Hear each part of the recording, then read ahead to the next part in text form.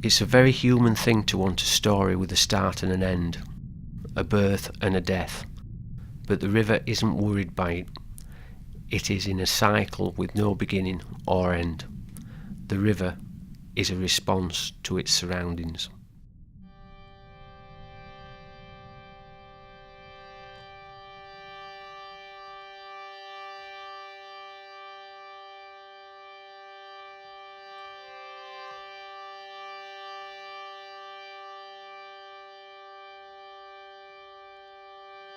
Sun-shouldered,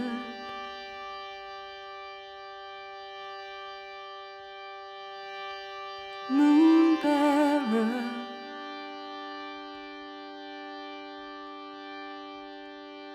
over cataract and clay, star carrier, wayfarer, night long and all the day.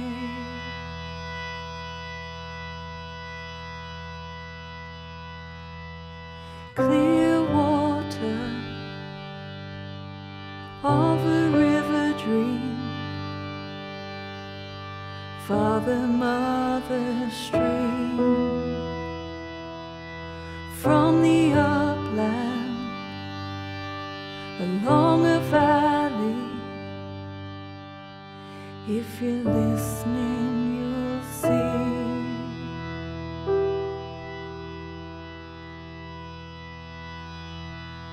We were nurturers and gatherers, a driven ebb and flow, light-hearted, heavy weatherers. The river made us so. We were Daubers, we were Waterlands, from Wapentake and Dale. Imperfect was sailor in a willow weaver's tale. There's a collier, pick and shovel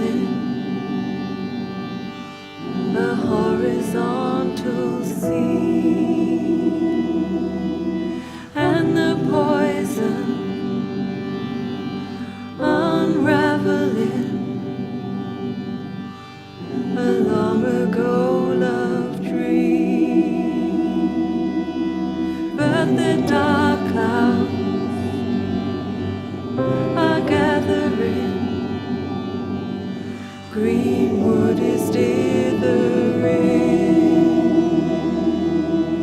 In the bad water, when the fish are dead, downflow is ochre red.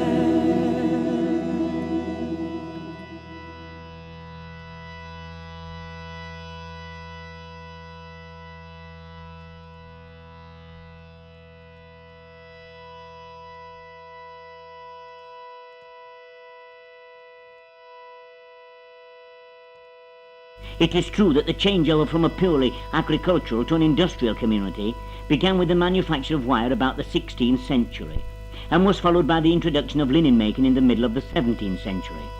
But there is little doubt that Barnsley owes special thanks for her prosperity in the 20th century. But what really makes this town of ours tick? The answer is coal. Coal and its byproducts. It is from the impurities left from coal after treating for coke, which mainly include coal tar, light oil and ammonia, are derived dyes, explosives, perfumes, antiseptic, plastic and man-made textiles. Before this date, it is feasible that our ancestors, while aware of the presence of the mineral, made no great effort to work it because they had a plentiful supply of wood near at hand, and which was easily obtained. Today, Barnsley is the centre of the Yorkshire coalfield, which has the biggest potential in the country, and which provides employment for nearly half of the male population in the locality.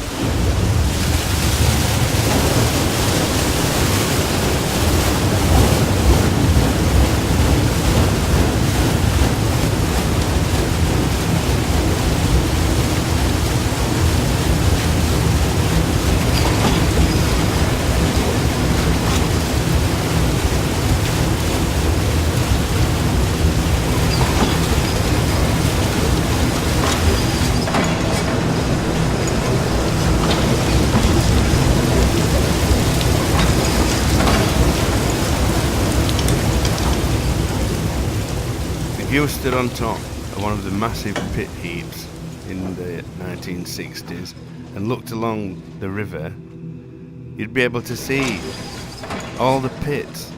Every 2 miles were a pit. There was the glassworks, the massive glassworks in Barnsley, pumping all its pollutants into the river. There was the smoke and the chemical miasma from Manvers coking plant. All the houses and the buildings made of the local limestone were black. The houses were black. Everywhere was black. But the view along the river was like an industrial hell. Smoke, the gas jets from Manvers coking plant, dust blowing about. Not a very nice place to be.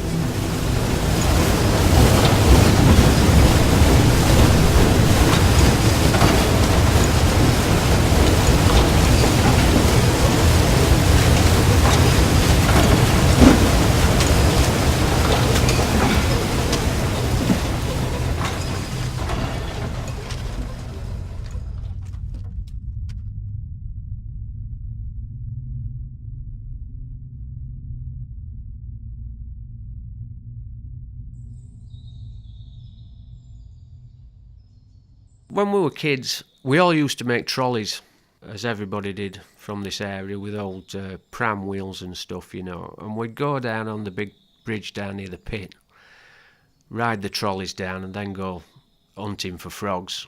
Anything you could catch alive. Just about the only thing that were alive down there were frogs. And just roam around, playing as kids did on the pit stacks, down by the river and everything.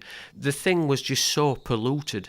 The amount of stuff that were going in that river from industry, it were absolutely dead. When I was a kid, we used to go down and play in the stream. There was a field at the back of my mum's house. We went down to the field to what we call the orange water, and it was called the orange water because the water was orange. It was a flow out from Hickleton Main Colliery, and all the red ochre and all the pollutants from the pit went straight into the stream, which eventually wound its way down to the River Dearne. I mean, we used to play quite happily in there. I sometimes wonder now, as I'm old, what exactly we were paddling about in. There were no wildlife, no insects, no frogs. We used to see a frog very rarely on the little stream that ran into it that didn't come from the pit. That led down to the Dearne. Where that joins the Dearne is near where Manvers coking plant was. Manvers was actually covered by a sheen of petrochemical waste being spewed out by the coking plant. If you touched the stones and the rocks, they had a greasy feel to them, and any little puddles were covered in the rainbow hue of petrol or other oil-based products.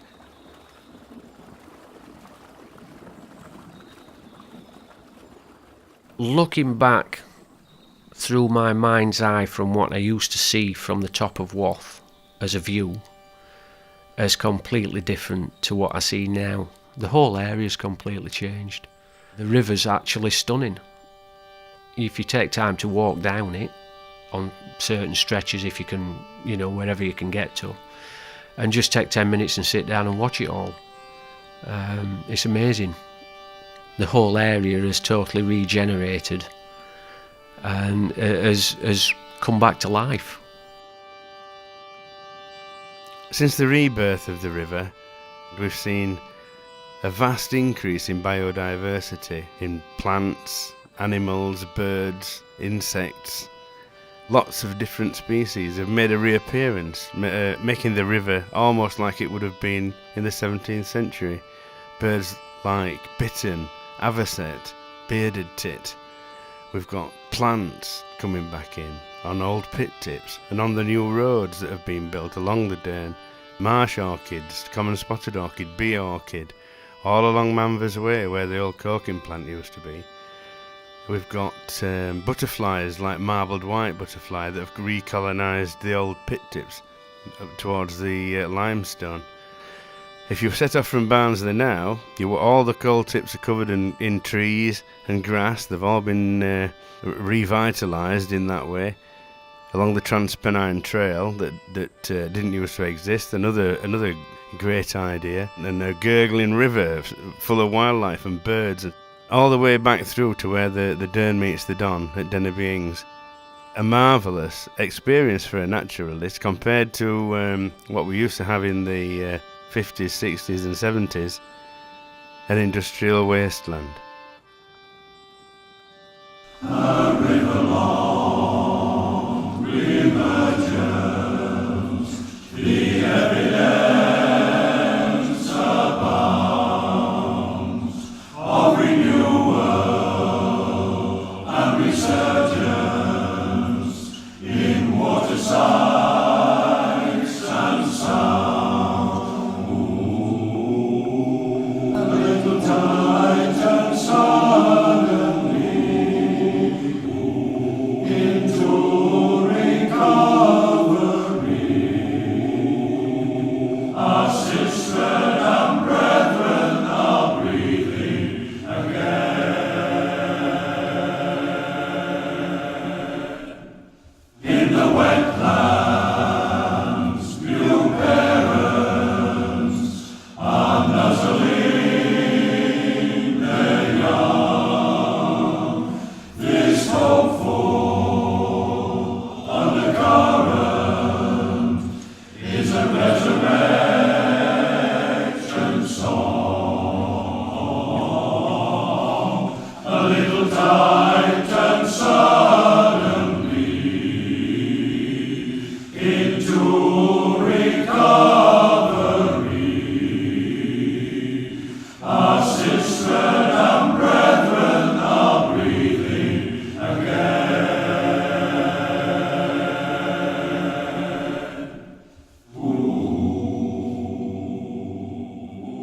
All in all, the environment around the river is vastly different to its appearance 30 or 40 years ago. Now, a lovely place to be, a place that could almost be like it was in the 17th century, a place to live and a place to breathe and a place to walk, a vast difference.